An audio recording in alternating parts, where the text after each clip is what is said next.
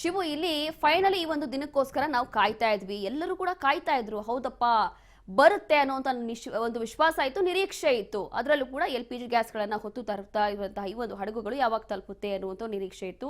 Finally ಏನೋ ಬರ್ತಾ ಇದೆ, ಸರಿ ಬಂದಿದೆ. ಶಿವಾಲಿಕ್ ಹಡಗು ಈಗಾಗಲೇ ಬಂದಿದೆ.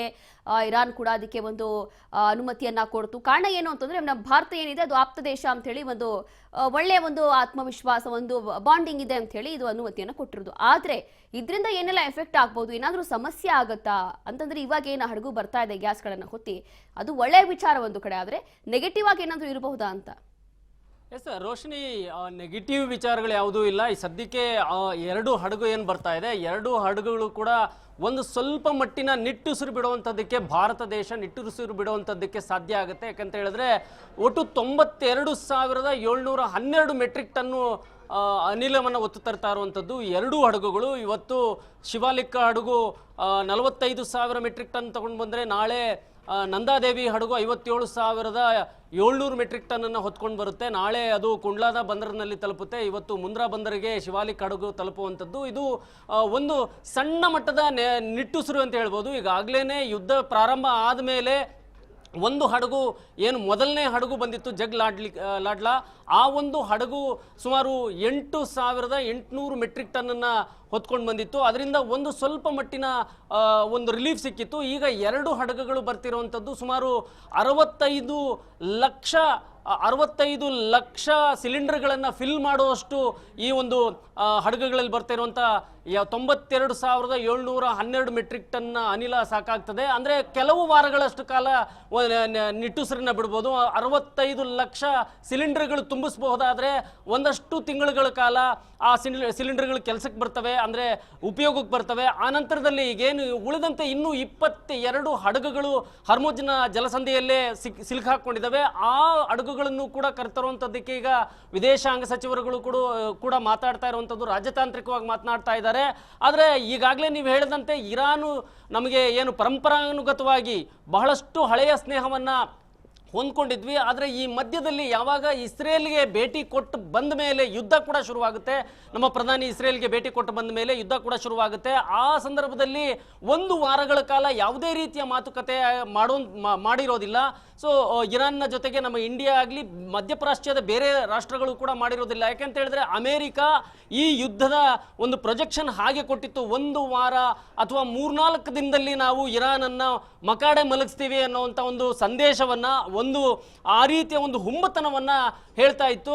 ಆದರೆ ಇರಾನ್ನ ಸರ್ವೋಚ್ಚ ನಾಯಕ ಸೇರಿದಂತೆ ಟಾಪ್ ಲೀಡರ್ಸ್ನೆಲ್ಲ ಕೊಂದ ಮೇಲೆ ಅಲ್ಲಿ ಬೇರೆ ಒಂದು ತನ್ನ ಕೈಗೊಂಬೆಯ ಸರ್ಕಾರವನ್ನು ಕೂರಿಸ್ತೀವಿ ಅಂತ ಏನು ಅನ್ಕೊಂಡಿತ್ತು, ಅದು ನಡೀಲಿಲ್ಲ.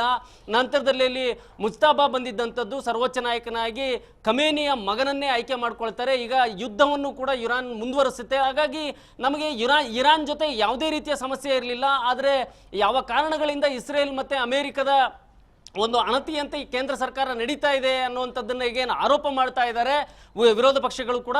ಸೊ ಆ ಒಂದು ರೀತಿಯ ಆರೋಪದ ಒಂದು ಮೇಲ್ನೋಟಕ್ಕೆ ಕಾಣಿಸ್ತಿರೋದು ಅಂತಂದ್ರೆ ಇರಾನ್ ಜೊತೆಗೆ ಒಂದು ಸಂಬಂಧ ಹಳಸ್ತಿತ್ತು ಅಂತ. ಆದರೆ ಮತ್ತೆ ಸತತವಾಗಿ ರಾಜತಾಂತ್ರಿಕ ಮಾತುಕತೆಗಳಿಂದಾಗಿ ಈ ಒಂದು 3 ಹಡಗುಗಳು, ಮೊದಲನೇದಾಗಿ ಒಂದು ಹಡಗು ಬರುತ್ತೆ, ಈಗ ಈ 2 ಹಡಗುಗಳು ಬರ್ತಾ ಇದ್ದಾವೆ.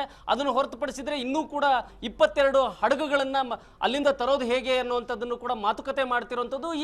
ಈ ಮಧ್ಯದಲ್ಲೇನೆ ಯುದ್ಧ ಕೂಡ ಸರಾಗವಾಗಿ ಸಾಗ್ತಾ ಇದೆ. ಇಸ್ರೇಲು ಇರಾನ್ ಮೇಲೆ ಬಾಂಬ್ ಹಾಕ್ತಾ ಇದೆ, ಇರಾನು ಇಸ್ರೇಲ್ ಮೇಲೆ ಮತ್ತೆ ಮಧ್ಯಪ್ರಾಚ್ಯದ ಅಮೆರಿಕದ ಮಿಲಿಟರಿ ನೆಲೆಗಳನ್ನು ಹೊಂದಿರುವಂಥ ಕೊಲ್ಲಿ ರಾಷ್ಟ್ರಗಳ ಮೇಲೂ ಕೂಡ ಯುದ್ಧ ಸಾರಿರುವಂಥದ್ದು. ಇವೆಲ್ಲವನ್ನೂ ಕೂಡ ನೋಡಿದ್ರೆ ಸದ್ಯಕ್ಕೆ ಯುದ್ಧ ನಿಲ್ಲುತ್ತಾ, ಮಾತುಕತೆ ಆಗುತ್ತೆ, ಇವೆಲ್ಲವೂ ಕೂಡ ಒಂದು ಕಡೆ. ಆದರೆ ಅಲ್ಲಿಂದ ಬರಬೇಕಾಗಿರುವಂಥ ತೈಲ ಬೇರೆ ಬೇರೆ ರಾಷ್ಟ್ರಗಳಿಗೆ ಏನು ಬರಬೇಕಾಗಿದೆ ಕೊಲ್ಲಿ ರಾಷ್ಟ್ರಗಳಿಂದ, ಹರ್ಮುಜ್ ಜಲಸಂಧಿಯ ಮೂಲಕವಾಗಿ ಅಲ್ಲಿಂದ ತೈಲದ ಹಡಗುಗಳನ್ನು ಹೇಗೆ ತರಿಸ್ಕೊಳ್ಳೋದು ಅನ್ನುವಂಥದ್ದೇ ದೊಡ್ಡ ಮಟ್ಟದ ಒಂದು ರಾಜತಾಂತ್ರಿಕವಾದಂಥ ಆಲೋಚನೆಗಳಾಗಿರುವಂಥದ್ದು. ಸೊ ಬೇರೆ ಬೇರೆ ದೇಶಗಳು ಬೇರೆ ಬೇರೆ ರೀತಿಯಲ್ಲಿ ನೆಗೋಷಿಯೇಟ್ ಮಾಡಿಕೊಂಡು ತಮ್ಮ ಹಡಗುಗಳನ್ನು ತೆಗೆದುಕೊಂಡು ಹೋಗ್ತಾ ಇದ್ದಾರೆ. ಅದೇ ರೀತಿಯಲ್ಲಿ ಈಗ ಶಿವಾಲಿಕ್ಕು ಮತ್ತು ನಂದಾದೇವಿಯನ್ನು ಹರ್ಮುಜ್ ಜಲಸಂಧಿಯಿಂದ ಅಲ್ಲಿಂದ ಅಲ್ಲಿಂದ ಬಿಡುವಂತೆ ಮಾಡಿರುವಂಥದ್ದು. ಹಾಗಾಗಿ ಈಗ ಇವತ್ತು ಮತ್ತೆ ನಾಳೆ ಈ ಎರಡು ಹಡಗುಗಳು ಸೇರ್ತವೆ. ನಂತರದಲ್ಲಿ ಬೇರೆ ಹಡಗುಗಳಿಗೂ ಕೂಡ ಅಲ್ಲಿಂದ ಕರ್ಕೊಂಡು ಬರುವಂಥದ್ದಕ್ಕೆ ನಿರಂತರವಾಗಿ ಮಾತುಕತೆ ಆಗ್ತಾ ಇದೆ ಅನ್ನುವಂಥದ್ದು ಕೇಂದ್ರ ಸರ್ಕಾರದಿಂದ ಬರ್ತಿರುವಂತಹ ಒಂದು ವಿಷಯ. ಸೊ ಇನ್ನು ಯಾವ ರೀತಿ ನೆಗೋಷಿಯೇಟ್ ಮಾಡ್ತಾರೆ ಅನ್ನುವಂಥದ್ದು ಕೂಡ ಕಾದು ನೋಡಬೇಕಾಗುತ್ತೆ. ಸದ್ಯಕ್ಕೆ 65 ಲಕ್ಷ ಸಿಲಿಂಡರ್ಗಳಷ್ಟು ಭಾರತ ದೇಶದಲ್ಲಿ ರೀಫಿಲ್ ಆಗುತ್ತೆ ಈ ಎರಡು ಹಡಗುಗಳು ತಗೊಂಡು ಬರುವಂತಹ ಒಂದು ಗ್ಯಾಸ್ನಿಂದಾಗಿ. ರೋಶ್ನಿ. ಎಸ್ ಶಿವು, ಇಲ್ಲಿ ಮತ್ತೊಂದು ಪ್ರಶ್ನೆ ಏನು ಅಂತಂದ್ರೆ, ಸಹಜವಾಗಿ ಎಲ್ಲರಿಗೂ ಕೂಡ ಈ ಪ್ರಶ್ನೆ ಹುಟ್ಟುತ್ತೆ ಅಂತಂದ್ರೆ, ಬೇರೆ ಎಲ್ಲಾ ರಾಷ್ಟ್ರಗಳಿಗೂ ಕೂಡ ಬಂದ್ ಮಾಡಿರುವಂತಹ ಹಾರ್ಮುಜ್ ಜಲಸಂಧಿ ಈಗ ನಮ್ಮ ದೇಶಕ್ಕೋಸ್ಕರ, ಭಾರತ ದೇಶಕ್ಕೋಸ್ಕರ ಈಗ ಅನುಮತಿ ಕೊಟ್ಟಿದ್ದಾರೆ, ಓಪನ್ ಮಾಡಿದ್ದಾರೆ. ಆದ್ರೆ ಈ ಟೈಮಲ್ಲಿ ಬೇರೆ ದೇಶಗಳು ಸುಮ್ಮನೆ ಕೂತ್ಕೊಳ್ಳುತ್ತಾ, ಅಥವಾ ಅವ್ರೇನಾದ್ರೂ ಬೇರೆ ರೀತಿಯಾಗಿ ದಾಳಿ ಮಾಡ್ತಾರಾ, ಅಥವಾ ಅವ್ರಿಗೂ ಕೂಡ ಒಂದು ರೀತಿಯಾಗಿ ಬೇರೆ ತರ ಯೋಚನೆ ಬರುತ್ತೆ. ಅಂದ್ರೆ ಅವರಿಗೆಲ್ಲರಿಗೂ ಕೂಡ ಕ್ಲೋಸ್ ಮಾಡಿರುವಂಥದ್ದು, ಅಮೆರಿಕ ಇರಲಿ ಅಥವಾ ಇಸ್ರೇಲ್ ಇರಲಿ, ಅವ್ರಿಗೆಲ್ಲರಿಗೂ ಯಾರಿಗೂ ಕೂಡ ಅನುಮತಿ ಇಲ್ಲ, ಬಂದರೂ ಕೂಡ ದಾಳಿ ಮಾಡ್ತೀವಿ ಅಂತ ಹೇಳಿ ಈಗಾಗಲೇ ವಾರ್ನಿಂಗ್ ಕೊಟ್ಟಿದೆ ಇರಾನ್. ಆದ್ರೆ ನಮ್ಮ ದೇಶಕ್ಕೆ ಇಲ್ಲಿ ಪರ್ಮಿಷನ್ ಕೊಟ್ಟಿರೋದು, ಬೇರೆಯವರು ಅದಕ್ಕೆಲ್ಲ ಸುಮ್ಮನಿರ್ತಾರಾ ಅಂತ. ಕೇವಲ ನಮ್ಮ ದೇಶಕ್ಕೆ ಮಾತ್ರ ಅಷ್ಟೇ ಅಲ್ಲ ರೋಶಿನಿ, ಈಗ ಚೀನಾದವರು ತಮಗೆ ಸಂಬಂಧಪಟ್ಟಂತ ಹಡಗುಗಳನ್ನ ಮಾತುಕತೆ ಮೂಲಕ ಅವರು ಕೂಡ ಏನು ಕರ್ಕೊಂಡು ಹೋಗ್ತಾ ಇದ್ದಾರೆ, ಬಿಡಿಸ್ಕೊಂಡು ಹೋಗ್ತಾ ಇದ್ದಾರೆ. ಇನ್ನು ಬೇರೆ ಬೇರೆ ರಾಷ್ಟ್ರಗಳು ಅಂತಂದ್ರೆ ಇಸ್ರೇಲು ಮತ್ತೆ ಅಮೆರಿಕಾಗೆ ಯಾರೆಲ್ಲ ಸಪೋರ್ಟ್ ಮಾಡ್ತಾ ಇಲ್ವೋ ಅಂಥ ರಾಷ್ಟ್ರಗಳ ಹಡಗುಗಳೇನಿದಾವೆ ಆ ಹಡಗುಗಳ ಹೋಗುವಂಥದ್ದಕ್ಕೆ ಅವುಗಳನ್ನ ಬಿಡ್ತಾ ಇದ್ದಾರೆ. ಅವುಗಳಿಗೆ ಸಿಗ್ನಲ್ಗಳನ್ನ ಕೊಟ್ಟು ಅವುಗಳನ್ನ ಅಲ್ಲಿಂದ ಹರ್ಮುಜ್ ಜಲಸಂಧಿಯನ್ನ ದಾಟೋ ಹಂಗೆ ಮಾಡ್ತಿರೋಂಥದ್ದು. ಉಳಿದಂತೆ ಬೇರೆ ರಾಷ್ಟ್ರಗಳ ಒಂದು ಹಡಗುಗಳು ಬಂದ್ರೆ ಅವುಗಳ ಮೇಲೆ ದಾಳಿ ಮಾಡ್ತೀವಿ ಅನ್ನುವಂಥದ್ದನ್ನು ಕೂಡ ಇರಾನ್ ಹೇಳಿರುವಂಥದ್ದು.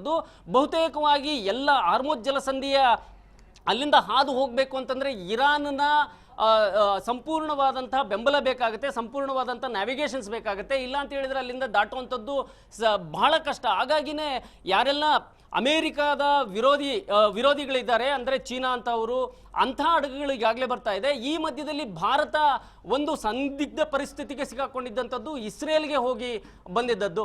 ಆದರೆ ಈ ನಡುವೆ ಮಾತುಕತೆಯಲ್ಲಿ ಹಳೆಯ ಸ್ನೇಹವನ್ನು ನೆನಪಿಸಿ ಇವೆಲ್ಲವನ್ನೂ ಕೂಡ ಮಾತುಕತೆ ಮೂಲಕ ಅಲ್ಲಿನ ಅಧ್ಯಕ್ಷರು ಮತ್ತು ಅಲ್ಲಿನ ಮಿಲಿಟರಿಯವರ ಜೊತೆ, ವಿದೇಶಾಂಗದ ಇಲಾಖೆ ಜೊತೆ ಮಾತುಕತೆ ಮಾಡ್ತಾ ಈಗ ಸದ್ಯಕ್ಕೆ 3 ಹಡಗುಗಳು ಬಂದಂತಾಗಿದೆ. ಇದನ್ನ ನಿರಂತರವಾಗಿ ಮಾಡ್ತಾ ಇದ್ದಾರೆ.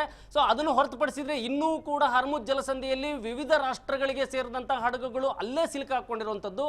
ತನ್ನ ಬೆಂಬಲಕ್ಕೆ ಯಾರು ಬರ್ತಾರೆ ಅಥವಾ ತಟಸ್ಥವಾಗಿ ಯಾರಿದ್ದಾರೆ ಅವರ ಮಾತುಕತೆಗಳ ಮೂಲಕ ಆ ಹಡಗುಗಳನ್ನು ಬಿಡ್ತಾ ಇದ್ದಾರೆ. ಹೊರತುಪಡಿಸಿದ್ರೆ ಕೊಲ್ಲಿ ರಾಷ್ಟ್ರಗಳಿಂದ ಬರ್ತಕ್ಕಂಥ ಹಡಗುಗಳನ್ನು, ಅಮೆರಿಕಾಗೆ ಹೋಗಬೇಕಾಗಿದ್ದಂಥ ಹಡಗುಗಳನ್ನು, ಬೇರೆ ಬೇರೆ ರಾಷ್ಟ್ರಗಳಿಗೆ ಹೋಗಬೇಕಾಗಿದ್ದಂಥ ಹಡಗುಗಳನ್ನು ಅಲ್ಲೇ ತಡೆದಿಟ್ಟಿರುವಂಥದ್ದು. ಜೊತೆಗೆ ಆ ಒಂದು ಹರ್ಮುಜ್ ಜಲಸಂಧಿಗೆ ಈ ಎಲ್ಲ ರಾಷ್ಟ್ರಗಳು ತಮ್ಮ ನೌಕಾಪಡೆಯನ್ನು ಕಳಿಸ್ಕೊಡ್ಬೇಕು ಅಲ್ಲಿನ ಹಡಗುಗಳ ರಕ್ಷಣೆಗೆ ಅನ್ನುವಂಥದ್ದನ್ನ ಅಮೆರಿಕ ಅಧ್ಯಕ್ಷ ಮನವಿ ಮಾಡ್ಕೊಳ್ತಾರೆ. ಈ ಮನವಿಯನ್ನು ಕೂಡ ಇರಾನ್ ಅಧ್ಯಕ್ಷ ಗೇಲಿ ಮಾಡಿರುವಂಥದ್ದು. ಆರ್ಡರ್ ಮಾಡ್ತಾ ಇದ್ದಂಥ ಅಮೆರಿಕ ಅಧ್ಯಕ್ಷ ಈಗ ರಿಕ್ವೆಸ್ಟ್ ಮಾಡ್ಕೊಳ್ಳುವಂಥ ಸ್ಥಿತಿಗೆ ಬಂದಿದ್ದಾರೆ. ಸೊ ಒಂದು ಕಡೆ ರಷ್ಯಾದಿಂದ ತೈಲವನ್ನು ನೀವು ಖರೀದಿ ಮಾಡಬಹುದು, ನಿಮಗೆ ಒಂದು 30 ದಿನಗಳ ಪರ್ಮಿಷನ್ ಕೊಡ್ತೀವಿ ಅಂತ ಏನು ಅಮೆರಿಕ ಹೇಳ್ತಾರೆ. ಆ ರೀತಿಯಲ್ಲಿ ಆ ಒಂದು ರೀತಿಯ ಸ್ಥಿತಿಗೆ ತಂದಿಟ್ಟಿರುವಂಥದ್ದು ಈಗ ಇರಾನು. ಭಾರತ ಕೂಡ ಈಗ ಬಹಳಷ್ಟು ನೇರವಾಗಿ ಇರಾನ್ ಜೊತೆಗೆ ಮಾತುಕತೆ ಮಾಡಿ ಅಲ್ಲಿಂದ ಹಡಗುಗಳನ್ನು ಕರೆಸ್ಕೊಳ್ಳುವಂಥದ್ದಕ್ಕೆ ಪ್ರಯತ್ನ ಮಾಡ್ತಾ ಇದೆ. Roshini. Yes, thank you Shivu, ನಿಮ್ಮೆಲ್ಲ ಮಾಹಿತಿಗಾಗಿ.